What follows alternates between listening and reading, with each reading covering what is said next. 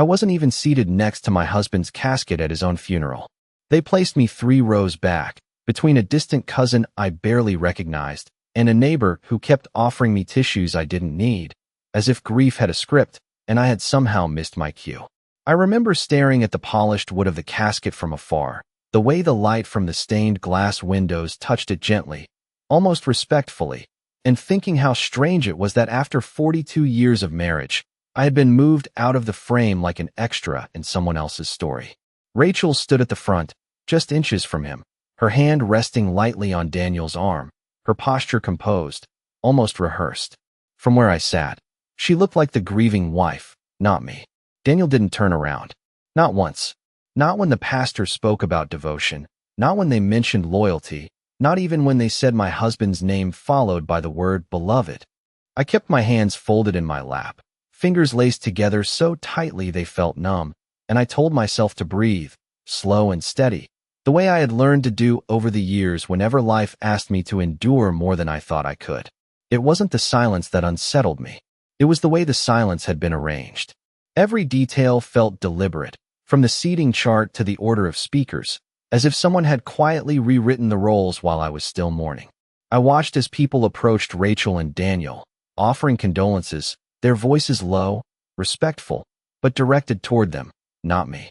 A woman I had never met hugged Rachel and whispered something that made her nod solemnly, and for a moment, I wondered if anyone in that room even remembered that I was his wife, that I had built a life with him, shared every ordinary Tuesday and every difficult Sunday, stood beside him through layoffs and illnesses and small victories that no one else had ever seen.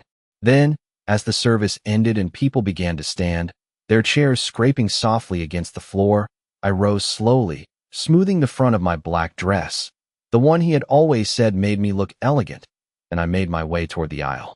That's when I heard it. Not meant for me. Not loud. Just a whisper carried on the edge of movement and polite conversation. Rachel's voice. Calm. Certain. Once she signs, we're done with her. I stopped, just for a second, my hand tightening around the back of the chair in front of me. The words didn't echo. They settled. Quietly. Like something that had been waiting to be heard. I didn't turn around. I didn't ask what she meant. Instead, I continued walking, each step measured, controlled, as if nothing had shifted inside me at all. But something had. Not loudly. Not dramatically.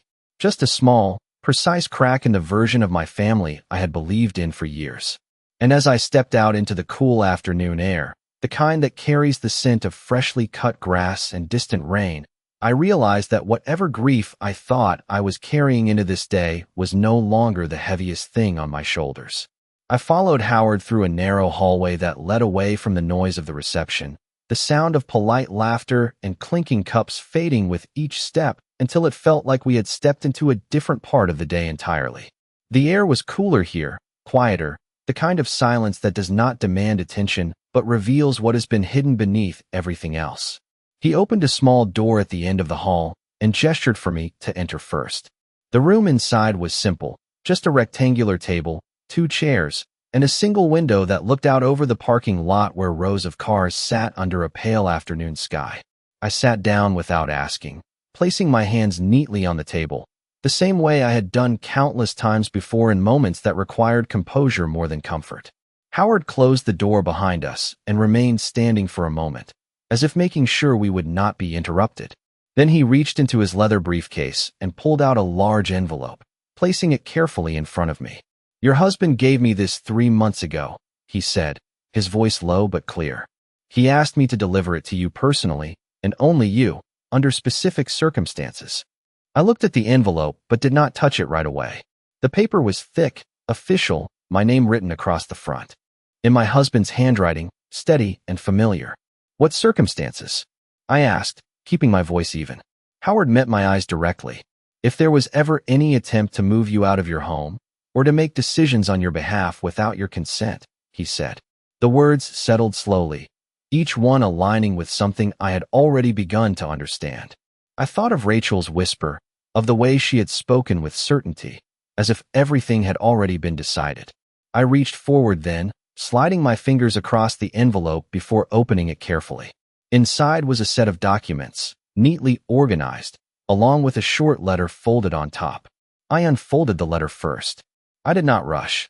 I recognized the tone immediately, the way he always wrote, direct but thoughtful, never wasting words.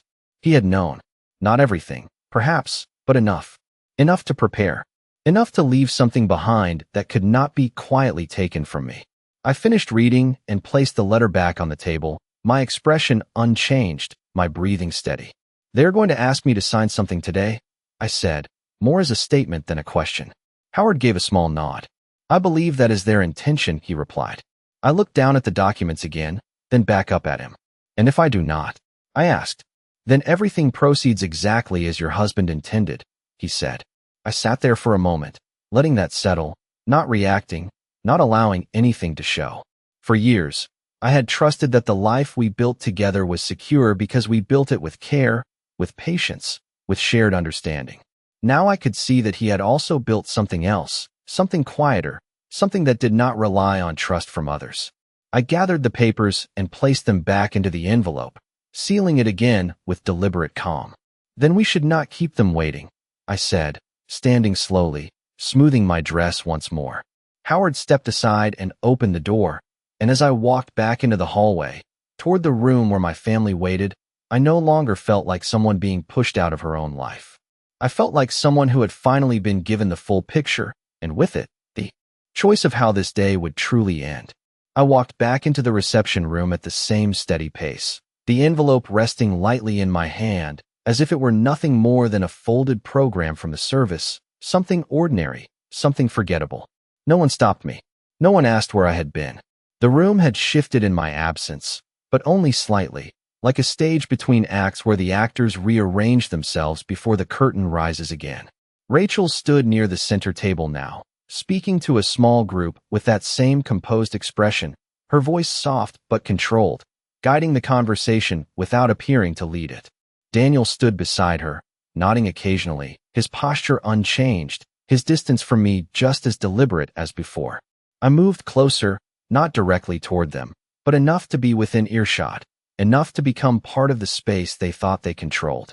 "We just want to make sure everything is handled smoothly," Rachel was saying, her tone gentle, almost caring.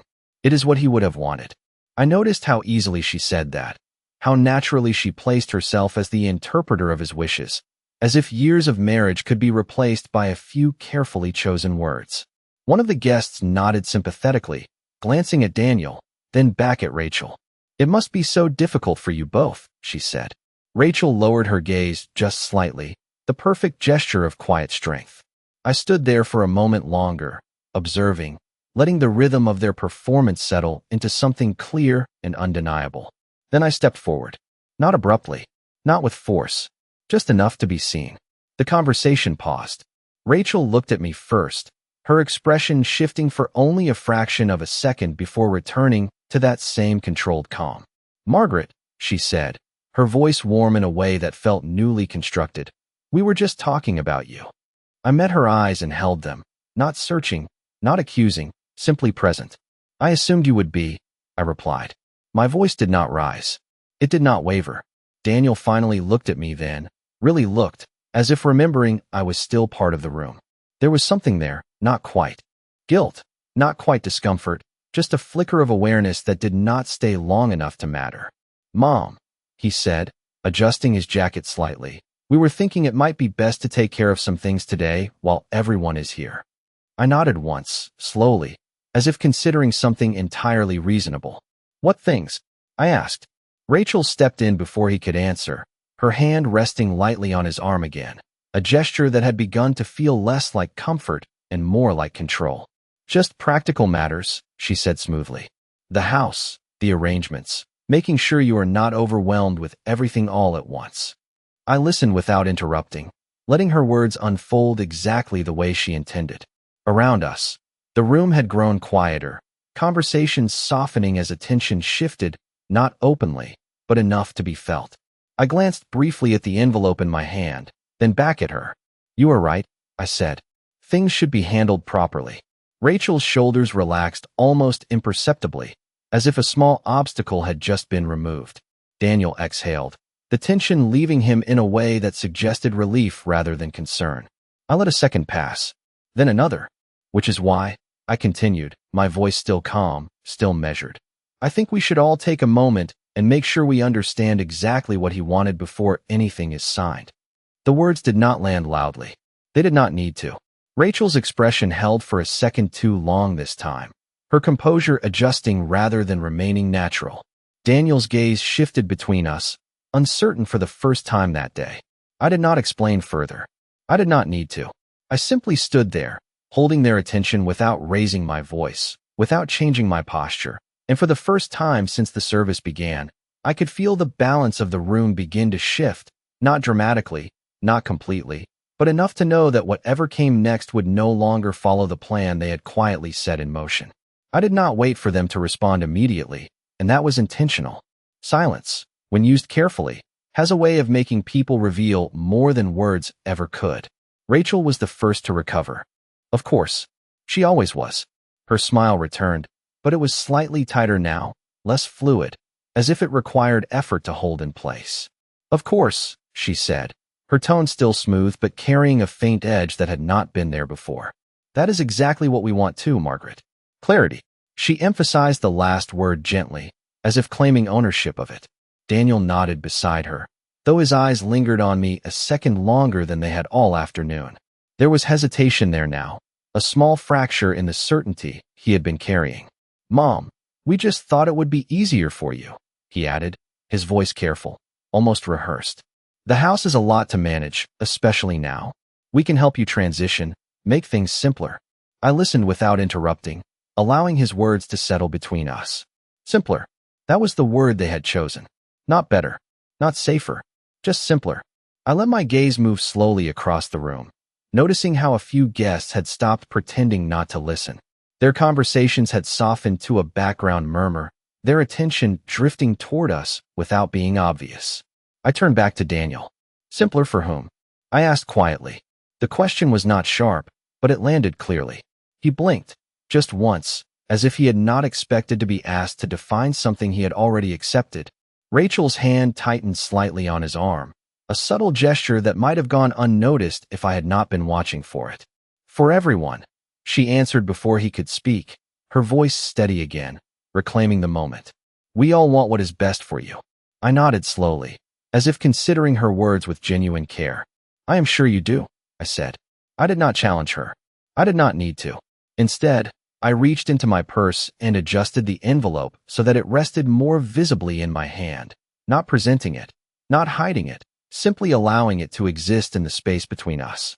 Rachel's eyes flickered toward it for a brief second before returning to my face. That was enough. She had noticed. Then let us do this properly.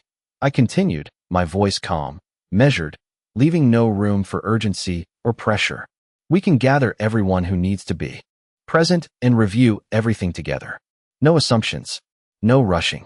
Daniel shifted his weight slightly, his posture losing some of its earlier rigidity. That might take time, he said, though there was less conviction in his voice now. People are already here, I replied, glancing around the room again, where the quiet had deepened into a watchful stillness. It seems like the right moment. Rachel inhaled slowly, her expression remaining composed but no longer effortless. She was recalculating. I could see it in the way her shoulders held just a fraction higher, in the way her smile no longer reached her eyes. If that is what you prefer, she said finally.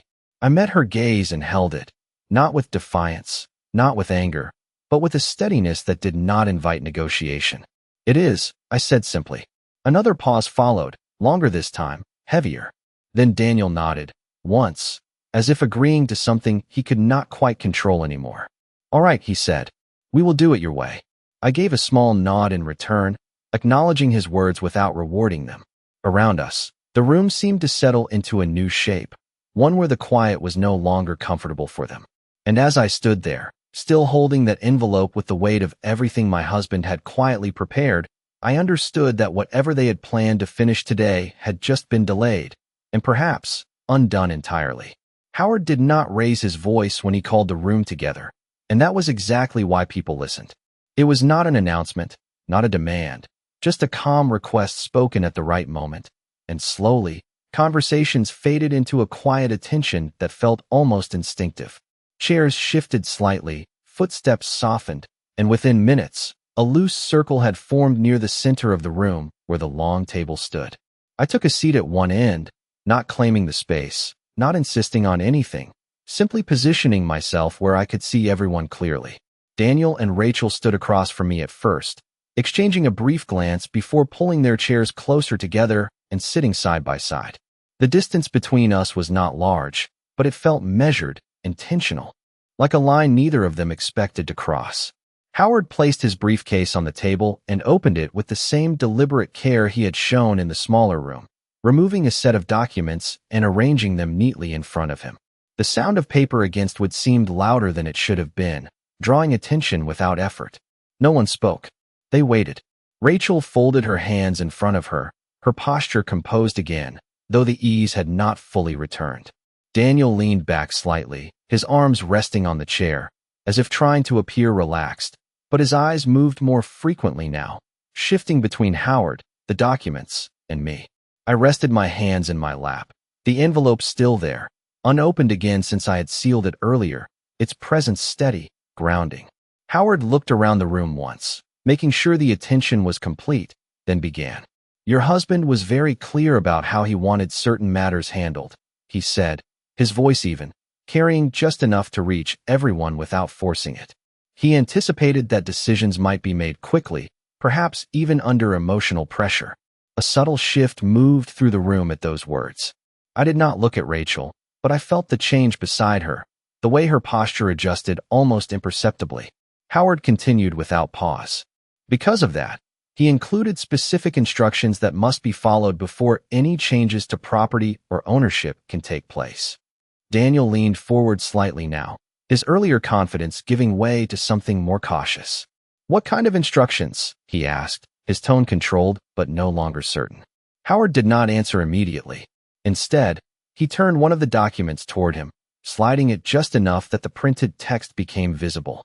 "Legal protections," he said simply. "For Margaret." The room grew still again, but this time it was a different kind of silence, not passive, not polite, but attentive in a way that carried weight. I kept my gaze forward, not reacting, not claiming the moment, allowing it to unfold on its own terms. Rachel's voice came next, measured but sharper than before. "I am sure we all agree that Margaret should be taken care of," she said. "That is exactly what we have been trying to do." Howard inclined his head slightly, acknowledging her words without agreeing to them.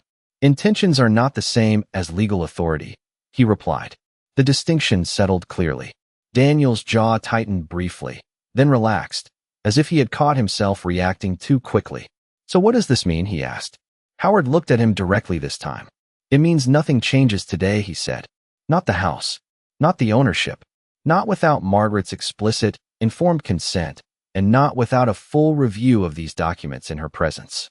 I felt the shift then, not just in the room, but in the space between us, where assumption had once filled every gap. Rachel did not speak immediately. When she did, her voice was quieter. "That seems unnecessary," she said. "We were only trying to help." I turned my head slightly then, meeting her eyes for the first time since we sat down. "Then there is no harm in doing this properly," I said. My voice remained calm, steady, offering no challenge, only certainty. She held my gaze for a second, then looked away. And in that small movement, I understood that whatever control they thought they had carried into this room was no longer theirs alone. No one spoke for several seconds after Howard finished, and that silence carried more weight than anything that had been said so far. It was no longer the polite quiet of a memorial gathering, but something sharper, something that pressed gently against everyone in the room and waited to see who would move first. Daniel shifted in his seat, leaning forward with his elbows resting on his knees, his hands clasped together as if he were trying to hold on to something that was slipping away. He looked at the documents in front of Howard, then at me, then back again, his expression tightening just enough to reveal the strain beneath his composure. "I did not realize there were restrictions like this," he said finally, his voice measured but quieter than before. It was not quite a question, not quite a statement, just an attempt to regain footing. Howard did not rush to fill the space. "That is why your father insisted this be handled carefully," he replied. Rachel let out a slow breath beside him, her fingers interlacing with a precision that suggested control rather than comfort. "This feels like a misunderstanding," she said, her tone still even, though the softness had begun to fade. "We have only been trying to support Margaret through a difficult transition." I watched her as she spoke, noting how her words remained polished, but the timing had shifted. She was no longer leading the conversation. She was responding to it. That was new. "Support does not require signatures on the same day as a funeral," Howard said calmly. The sentence was simple, but it settled heavily. A few of the guests exchanged brief glances, their attention no longer subtle. Daniel straightened slightly, as if deciding whether to push back or retreat. "No one was forcing anything," he said, though the confidence in his voice had thinned. "We were just trying to get ahead of things before they became complicated." I tilted my head just slightly, considering his words as if they were entirely reasonable. "It already seems complicated," I said quietly. I did not raise my voice. I did not need to. The room held on to every word now. Rachel's gaze moved to me again, this time more directly, more carefully. "Margaret, you know we would never do anything to hurt you," she said. The sentence was familiar, almost expected, but it landed differently now, as if the room itself had begun to question it. I met her eyes without hesitation. "Then there is nothing to rush," I replied. Another pause followed, longer this time, stretching just enough to expose what each of them chose not to say. Daniel looked down at his hands briefly, then back up, his expression no longer steady. "What happens next?" he asked, the question directed toward Howard, but carrying something deeper beneath it. Howard closed one of the folders slowly, aligning the papers with deliberate care before answering. "Next, we review everything in full," he said, "privately, with Margaret. After that, any decisions will be made with proper legal guidance and documentation." Rachel's shoulders tightened for a fraction of a second, a reaction so small it might have gone unnoticed earlier, but not now. "So nothing moves forward today?" she said. It was not a question. "Correct," Howard replied. I remained still, my hands resting lightly in my lap, my posture unchanged. I did not claim victory. I did not react at all. That was the part they were not prepared for.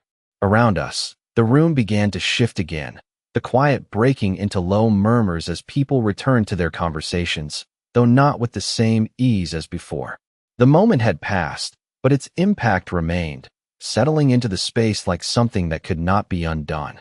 Daniel leaned back slowly, exhaling as if releasing something he had been holding all day. Rachel did not move immediately. She sat there for a moment longer, her gaze fixed somewhere ahead, her expression composed but no longer effortless. And as I watched them, I understood something with complete clarity. This was not the end of what they had planned. It was only the point where their certainty had begun to unravel, and for the first time, they were no longer entirely sure how the rest of the story would go. The room never fully returned to what it had been before, and I could feel that even as people resumed their conversations and began gathering their things, there was a difference now, subtle but undeniable, like a shift in temperature that no one mentioned but everyone sensed. I remained seated for a moment longer after Howard closed his briefcase, watching as Daniel stood and adjusted his jacket again, a habit he seemed unable to stop whenever he felt unsettled. Rachel rose more slowly beside him, her movements still controlled, but no longer effortless.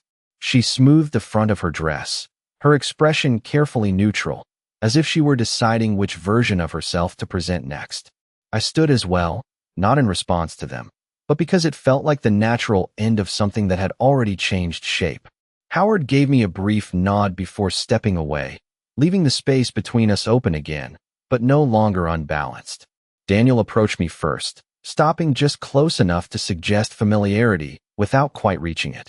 "Mom," he said, his voice quieter than before. "We did not mean for this to turn into something complicated." I looked at him for a moment, not searching for anything in his expression, just observing what was there. "It already was," I replied. My tone did not carry accusation, only clarity. He nodded slightly, as if accepting that answer without fully understanding it. Rachel joined him then, her presence returning to his side in that same measured way, though now it felt less certain, less anchored. "We can talk about everything later," she said, her voice composed again, though the edges were still there if you listened closely. "There is no need to make decisions today." I met her gaze, holding it just long enough to let the words settle between us. "That is what I suggested," I said. She gave a small smile in response, the kind that acknowledged the statement without agreeing to its implication. Around us, guests began to leave in small groups, offering brief goodbyes, their voices polite but more restrained than before. A few glanced in our direction, not openly, but with a quiet awareness that had not been there earlier. I picked up my purse and adjusted the envelope inside it, making sure it was secure, not out of fear of losing it, but out of recognition of what it represented now. Daniel watched the movement, his eyes lingering for a moment before shifting away. "Do you want me to drive you home?" he asked. The question sounded appropriate, expected, but there was something careful in the way he asked it, as if he was unsure of the answer he might receive. I considered it for a brief second, then shook my head gently. "I will manage," I said. It was a simple response, but it carried more meaning than I needed to explain. He nodded again, accepting it without argument. Rachel did not speak this time. She stood beside him, her posture composed, her expression neutral, but the quiet between us had changed. It was no longer shaped by her control, but by something she could not fully predict. I walked toward the exit at the same steady pace I had carried all day, the sound of my steps soft against the carpet, the weight of everything that had happened settling into something clearer with each movement. When I reached the door, I paused briefly, not to look back, but to take in the stillness of the moment before stepping outside. The air was cooler now, the light softer, the day beginning to close in a way that felt quieter than it had begun. And as I walked toward my car, I understood that nothing had been resolved yet, not completely, but something important had shifted. Not in them, in me. The version of myself that had sat 3 rows back, unnoticed and unacknowledged, was no longer the one walking away. And whatever came next would not be decided without me. I did not drive home right away. Instead, I sat in my car for a few minutes with my hands resting on the steering wheel, the envelope still tucked safely inside my purse, feeling the quiet settle around me in a way that was different from the silence I had known earlier that day. This silence did not feel empty. It felt complete.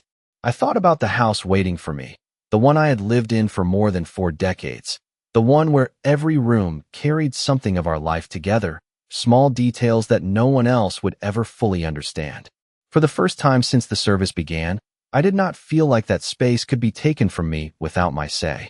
I started the engine slowly and pulled out of the parking lot, the road ahead familiar, lined with the same trees I had driven past countless times, though everything seemed slightly sharper now, more defined.